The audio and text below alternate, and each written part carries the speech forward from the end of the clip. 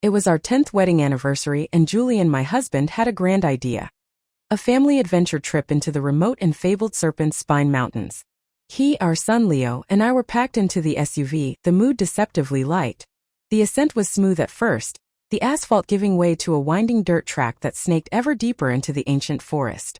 Rounding a sharp bend, we saw her, a young woman stumbling down the path, her arms flailing as a dark, buzzing cloud swirled around her head. "Julian, stop!" cried out. He slammed on the brakes. The woman, whose name we would soon learn was Serafina, hammered on the passenger window. "Please let me in. They're chasing me." Our four-seater was already bursting at the seams. I had meticulously packed the back half of the car with medical supplies, survival gear, and emergency rations. There was simply no room. Julian made his decision in a heartbeat. He turned to me, his face a mask of grim urgency, and unbuckled my seatbelt. "Rowan, get out." I stared at him, uncomprehending. "Get out," he repeated, shoving my shoulder. He was already lowering the window for Serafina. "You're tough, you can run. Sarah is a model. She can't let her face get ruined by stings." Before I could protest, our 8-year-old son Leo scrambled to lock my door from the inside. His small body pressed against it, shielding the woman who was now climbing in. "Auntie Sarah is beautiful and famous," he shouted through the glass, his voice shrill with a loyalty I didn't recognize. "You're just a washed-up housewife. A little medicine will fix you up at home." Julian didn't wait for another word. He gunned the engine, leaving me in a cloud of dust.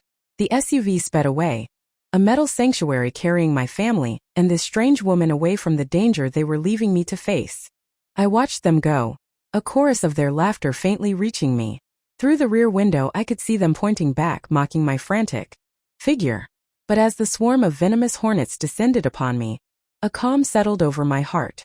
I turned and began a steady jog down the mountain. They couldn't possibly know. They were fleeing a few angry insects. I was running from a mere inconvenience. The true cataclysm was in the car with them, and it was about to erupt. Serafina hadn't just angered a few hornets.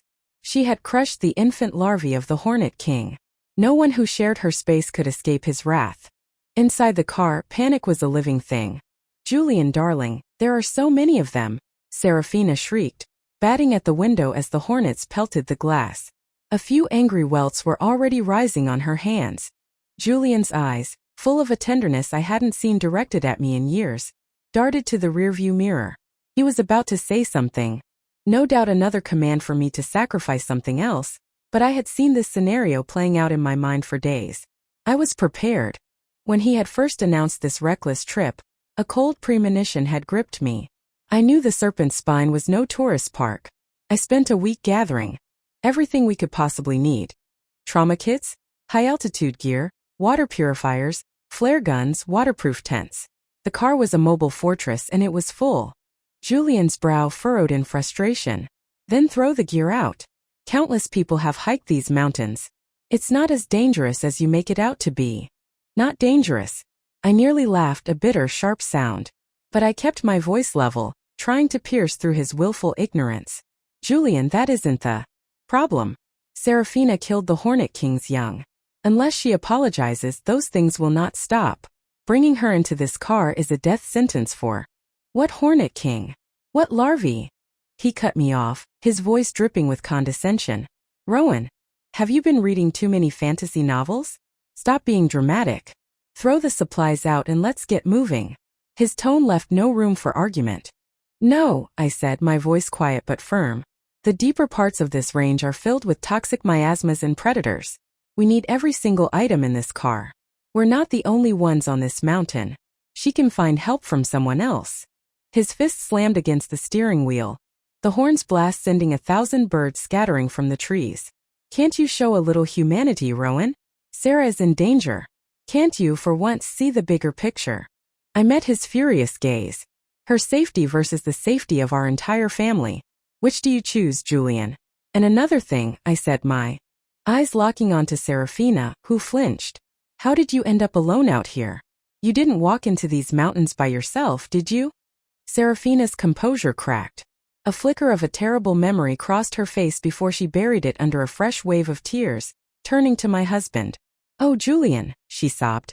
My boyfriend, Alan, we had a fight. He just left me here all alone. This mountain is terrifying and these bees. Please, please take me with you. I'll kneel, I'll do anything. I'll be your servant for life when we get out. She made a show of trying to fall to her knees in the cramped space. A blatant lie. I opened my mouth to expose her. But Julian was already out of the car, pulling her up with a gentleness reserved only for her. He glared at me. Don't give me this nonsense about supplies. Do you think I don't know if these mountains are dangerous? We're already deep in.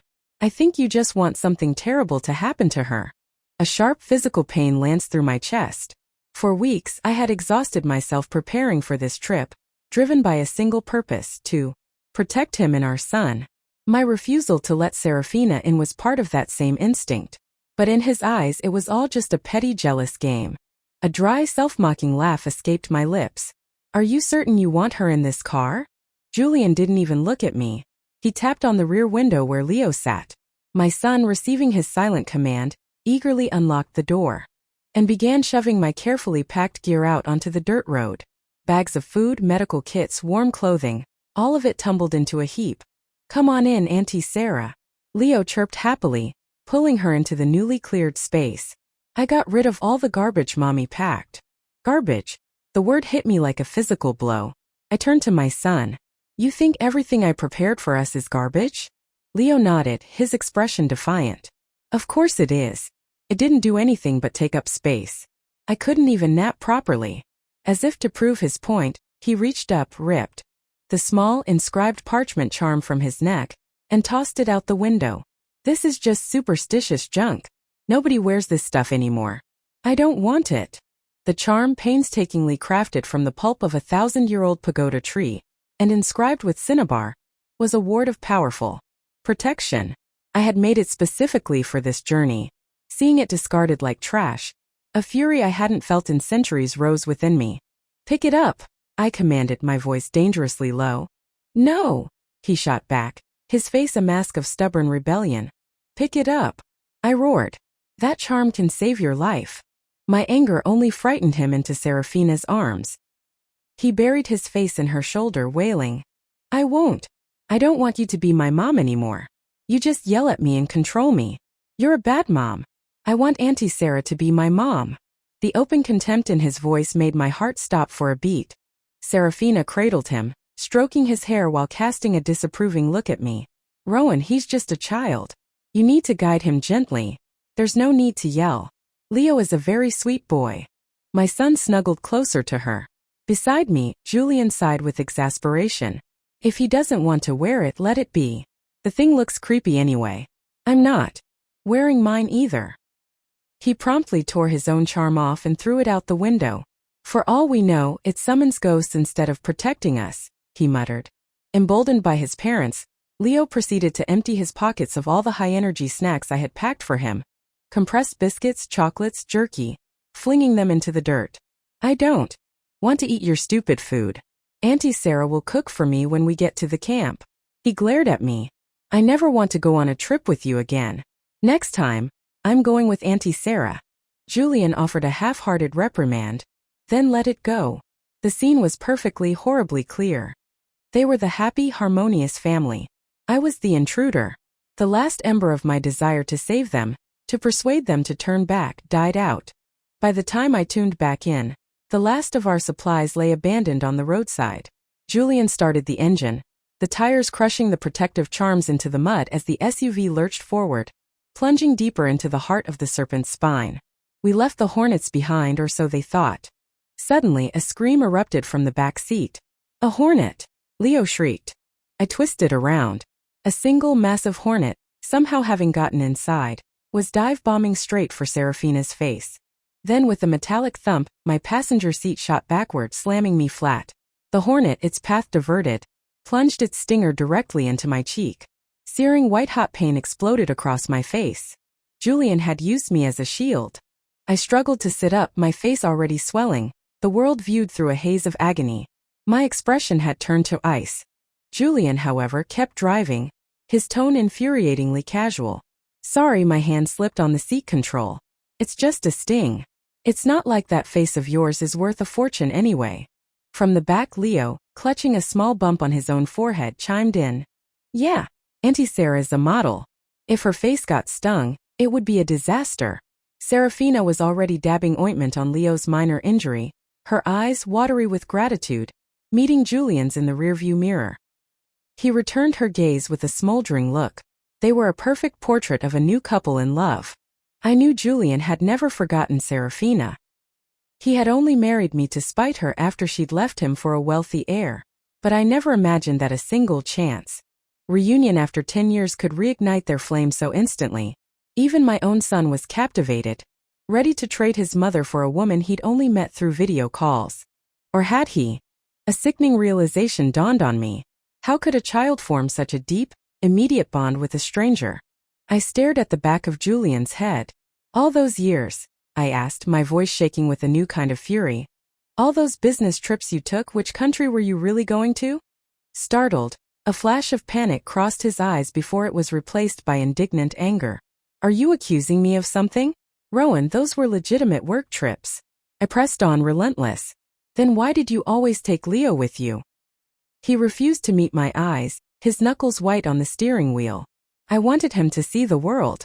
Is that a crime? Can you stop being so suspicious all the time? Is that why you didn't want to help Sarah? Because you thought there was something between us? He finally exploded. Your mind is so filthy, Rowan. The accusation, so wildly unjust, struck me dumb for a moment. Then I nodded slowly. Yes, that's exactly what I suspect. Dare you say there is nothing between you and Serafina? He slammed on the brakes.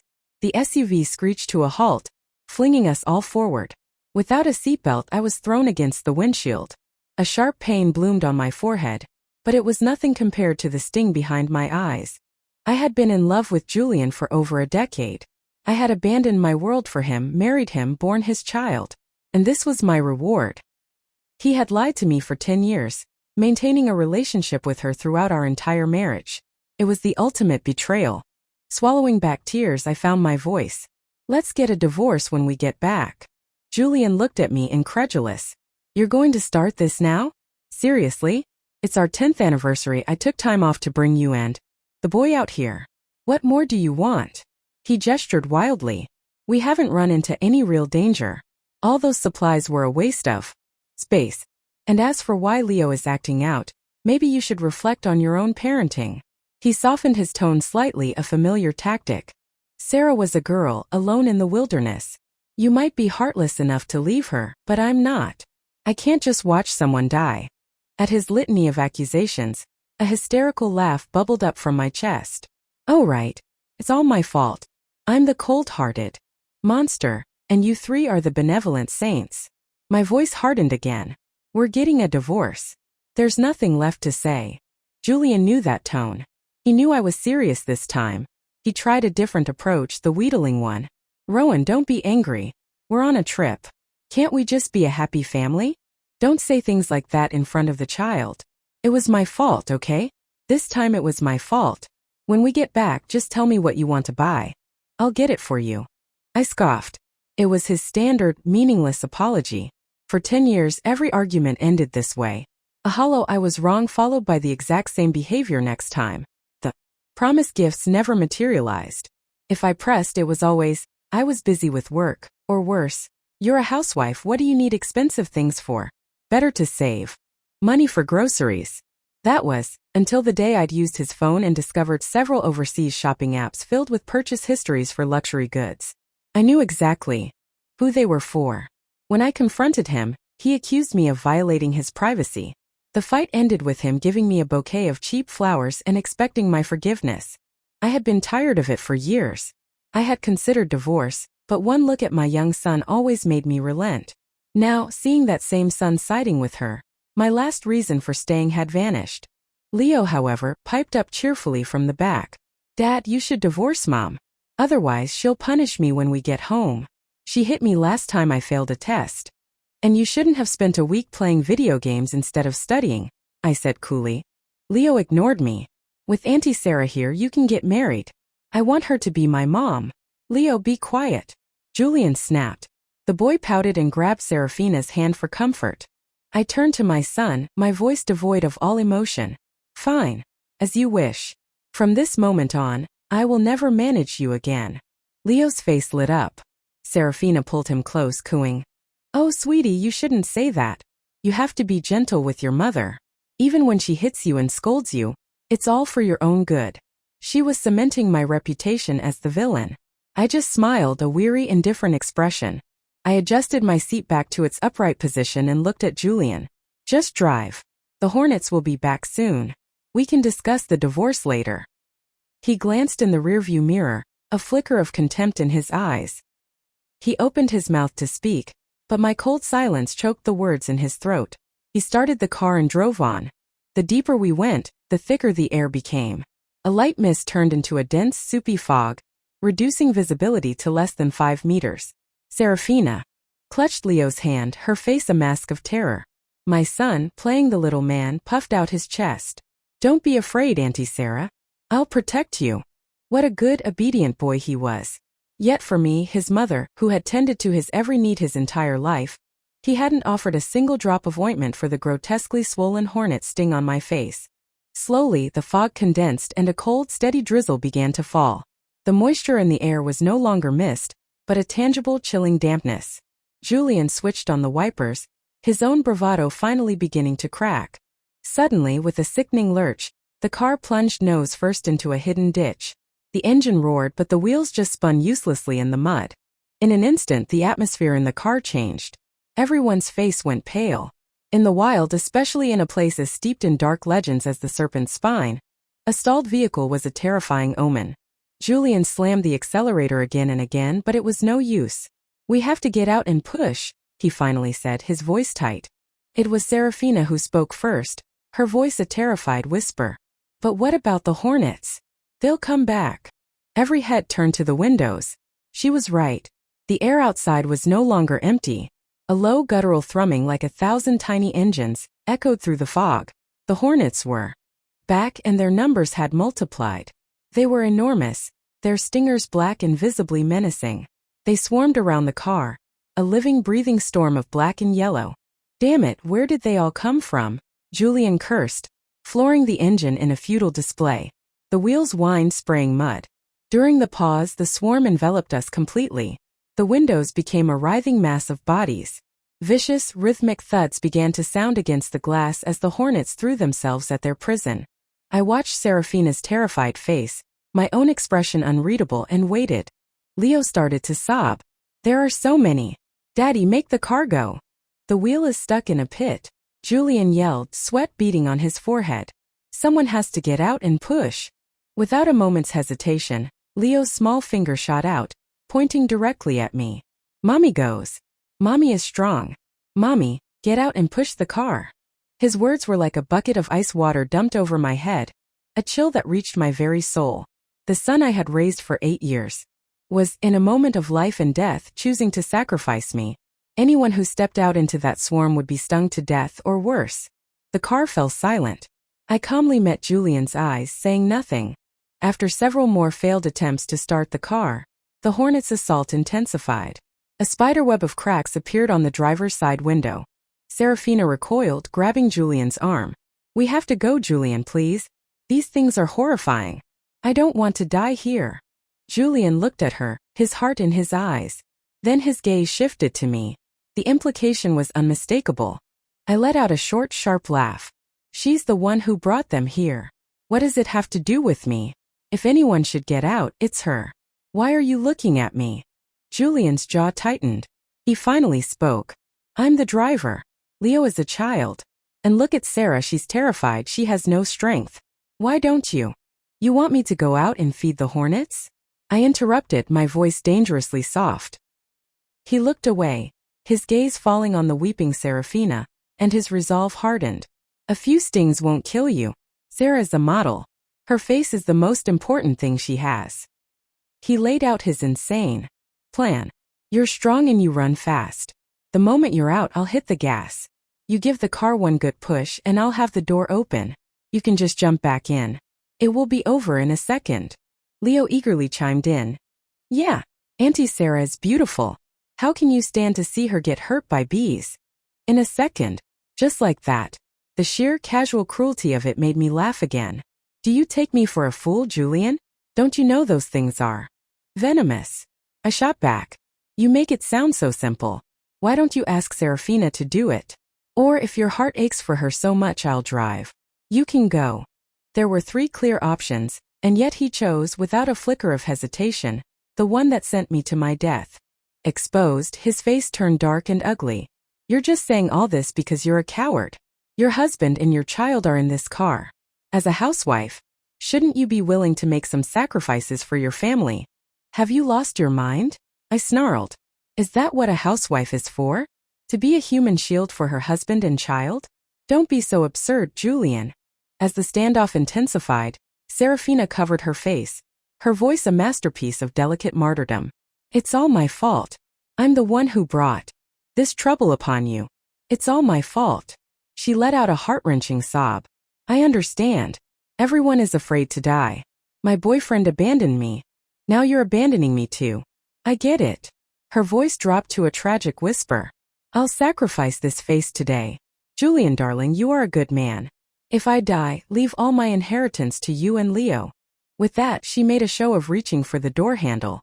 Leo, quick as a flash, threw his arms around her, glaring at me with pure hatred. You go. I don't want Auntie Sarah to leave. Julian grabbed her with one hand, his other pointing at me. You're the most useless one in this car. Get out and push. Or would you be satisfied watching all of us die in here? I watched this pathetic tableau, a cold calm settling over me. I held out my hand to Julian. Give me back the ring I gave you. He was confused. What kind of trick are you trying to pull now? He grumbled but fished a small, wooden ring out of his wallet and tossed it into my lap. A cheap trinket from a street stall, and you made me carry it everywhere. I've never seen such a pathetic engagement gift. What I gave you was a watch worth thousands. It was our vow. I had given him the ring, and he had given me the watch, the most expensive thing he had ever bought me in 10 years. I slipped the watch from my wrist and tossed it back at him. There, I said. Now we owe each other nothing. A flicker of shock crossed his face, followed by a cold sneer. I'm just asking you to push a car. Don't act like this is some life or death parting. I didn't reply. My gaze drifted to Leo in the back seat. I remembered the protective charm he had thrown away. The boy was still clutching Serafina's hand, his face impatient. Hurry up and get out. Can't you see how scared Auntie Sarah is? I pushed open the car door. Before I was even fully out, Julian had grabbed a box of clothes from the back, lit them on fire, and tossed the flaming bundle onto the ground between me and the swarm, completely indifferent to whether I would be burned. The hornets recoiled from the flames. A hand shoved me hard from behind. I stumbled and fell to the muddy ground as the car door slammed shut. The engine roared to life. Like a desperate fugitive, the car shot forward. The wheels, finally finding purchase, launched out of the ditch, splashing me from head to toe in cold, filthy mud. From inside, I heard Leo's triumphant cheer. It worked. The car started. The moment the old hag got out, it started. She really is bad luck. Julian glanced in the rearview mirror, saw me struggling to my feet, and laughed out loud. Look at her running like that. Doesn't she look like a cartoon bear? Their car disappeared into the fog, filled with the sounds of their relief and laughter. My pathetic, fleeing form the source of their amusement. If only one of them had bothered to look back. If they had, they would have seen the entire massive swarm of hornets part around me like a living curtain, ignoring me completely as they continued their relentless pursuit of the vehicle. I am a spirit of the serpent's spine, a pagoda tree that has stood for 1,000 years. 15 years ago, on my first venture down the mountain in human form, I stepped carelessly into a hunter's trap. As I was about to call upon my brethren for aid, a young man appeared. He was Julian, volunteering for an environmental protection group. He freed me with such gentle care, tearing a strip from his own shirt to bandage my wound. When he learned I was an orphan, he took me in. In the months that followed, I fell deeply in love with his kindness. He was the first human I had ever known, and my affection for him was a near-mad obsession. I confessed my love, but he always refused, saying he saw me only as a sister. Finally, on my 99th confession, he agreed.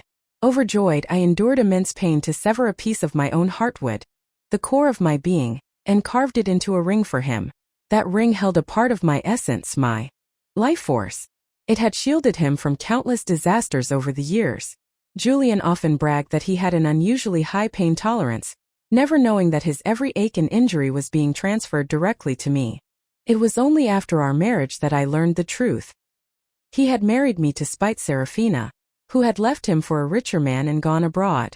The knowledge was a bitter pill, but I told myself that as long as he was by my side it was enough. As the years passed and Leo was born, I grew to love the little family I had built. I couldn't bear to lose it. I never imagined that the husband and child I had devotedly cared for a decade would one day cast me out to die. If I were not the spirit of the ancient pagoda tree, I would already be dead. I suppressed the acid burn of sorrow in my heart and watched as the car, which had sped away so confidently, reappeared from the fog, driving back the way it came. Serafina had lied about more than just her boyfriend. The Hornets would never let her go, which meant they would never let the mountain release any who traveled with her. Julian was driving in a loop, trapped in a ghost wall. He saw the still smoldering ashes of the clothes he'd thrown out, and a visible primal fear seized him. His hands trembled on the steering wheel. A ghost wall, we're trapped. Why are we just driving in circles? Serafina's face was bloodless. But we already have a scapegoat. Why isn't it over? Julian caught the meaning in her words, his face tightening. What do you mean, scapegoat? What did you do, Serafina? As the swarm closed in again, thicker and more menacing than before, she finally confessed. Her group hadn't come to the Serpent's spine for a hike. They were poachers, hunting rare, mystical creatures whose essences fetched high prices on the black market. They had stumbled upon the Hornets' nest, stolen the queen, and for a final act of cruelty, Serafina had stomped on the larvae. The returning swarm, finding their nest desecrated, and their young slaughtered, had flown into an apocalyptic rage. She had used her companions as decoys to escape, only to run straight into us. While she told her story, I sat calmly under the boughs of an old oak, gathering the supplies they had discarded. I leisurely ate a bar of chocolate. They were trapped. The real show was about to begin. When Serafina finished, Julian was stunned into silence. Those Hornets, they're all after you? I never meant to hurt you, Julian, I swear. She wept. What are we going to do? Don't be afraid, he said, his protective instinct kicking in. It's just a ghost wall. We'll just stay in the car. They can't get in. But fate had other plans. A new presence arrived. The Hornet King himself, coalescing from the swarm into a terrifying man-shaped being of buzzing fury, appeared. Before them, the three of them nearly fainted from fear. With a single contemptuous gesture, the Hornet King ripped the car door from its hinges and dragged them out. Who killed my children? His voice thundered, a sound like grinding stones. Without blinking, Julian pointed a shaking finger down the path. Rowan. Her name is Rowan. We already kicked that woman out of the car. She's the one who killed them. Leo, cowering behind him, added his small, treacherous voice. Yes, it was her. I saw her do it. From my perch under the tree, I laughed aloud. This was the man and the child I had protected for a decade. So quick to conspire with a liar to send me to my death. The Hornet King followed their gaze, his senses seeking me out. When his eyes fell on me, the veins on his temples bulged. You dare to deceive me? A fresh wave of hornets descended, and the three of them began to scream as stingers sank into their flesh. I decided the show was ending too quickly. I stepped out from the trees. The moment they saw me, they pointed again as if seeing a ghost. It's her. She's the one who killed your children. Make her pay. Even now, they were protecting Serafina. Such devotion. The Hornet King glared at them. Do you take me for a fool? This woman is a dryad, an ancient spirit of the wood. Why would she harm my young? His gaze swept over the three of them. None of you will confess? Fine. Then you will all die. They stared dumbfounded, first at the king, then at me. What did he say you are? Julian stammered. Leo's eyes rolled back in his head, his fragile little world shattering. Then rage overcame fear. He scooped up a rock and hurled it at me. Monster! I'll kill you, you monster! The stone struck my forehead, and a trickle of warm blood ran down my face. Julian stared at me, not with fear, but with pure unadulterated disgust. No wonder you knew something was wrong with Sarah the moment we entered the mountains. You're a monster. Couldn't you have just used your powers to fix this? I see now. You wanted her to die all along. He drew himself up, trying to command me. Let us go now. If you don't, I will never see you again for the rest of my life. Even now he thought he could threaten me. I almost pitied him. I had forgotten that for 10 years, I had given him the power to believe he could. Feeling guilty for hiding my true nature, I had been almost completely subservient to him, even giving him half of my life force. He didn't dare raise his voice to the Hornet King, but the moment he learned I was a monster, he fell back into his old habit of shouting commands at me. A bitter smile touched my lips. I had been a truly pathetic spirit. The trouble was started by Serafina, I said calmly. Just hand her over, and I will plead for the lives of you and your son. Serafina shrieked. No, Julian, please. I don't want to die. Rowan is a monster. She must have a way to save me. Please don't let her kill me. Julian looked at Serafina with a heart full of anguish, then turned his grief-stricken eyes to me. Rowan, if you let us go, I'll agree to any condition. I laughed. And what could you possibly give me? He faltered, then adopted a look of magnanimous sacrifice. Anything you ask for. But don't push your luck. Now that I know what you are, I can't live with you. We'll get a divorce when we get out. The house, the car, it's all yours. He still thought I cared about a house and a car. Seeing my derisive smile, Leo spoke up. You old monster. If you let Auntie Sarah go, I'll listen to you from now on. I let a cold, sharp smile spread across my face. Neither of you is worthy of me owing you a favor. I turned to the Hornet King. Do with them as you please.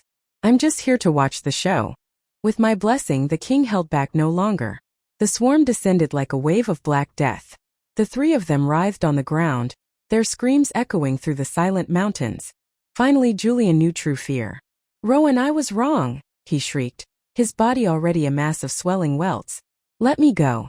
Don't you remember, we came here to celebrate our 10th anniversary? It was all Serafina's fault. It had nothing to do with me. Leo was also weeping hysterically. Mom, I'm sorry. Make them stop. I don't want Auntie Sarah to be my mom anymore. I watched them thrash on the ground, my heart as still and silent as the ancient stones around me. At my subtle suggestion, the Hornet King did not kill them. He left them barely alive, their bodies ravaged and swollen, pus leaking from 1,000 wounds. Unable to stand, they were forced to crawl down the mountain. The journey was long. The supplies they would have needed, food, water, medicine, were all gone, discarded by their own hands. They ate wild grass and roots. When the hunger became unbearable, they caught and ate field mice, living like the animals they had once hunted. They were constantly tormented by insects and snakes. By the time they were found and rescued, the toxins had done their work. All three were permanently and grotesquely disfigured. Serafina was fired by her modeling agency and saddled with a massive breach of contract debt. Her unique disfigurement caught the eye of a collector of human oddities. She ended her days as a grotesque doll, preserved in a jar of formaldehyde. Julian, unable to work or even bear to show his face in public, spent his days locked away, repenting his sins and praying for me to appear and save him. But the wooden ring, my connection to him, was back in my possession. His prayers were futile. He took his own life in his bathroom. Leo, because he carried half of my bloodline, could not die so easily. Terrified of the whispers and stares, he fled the city and hid deep in the wilderness.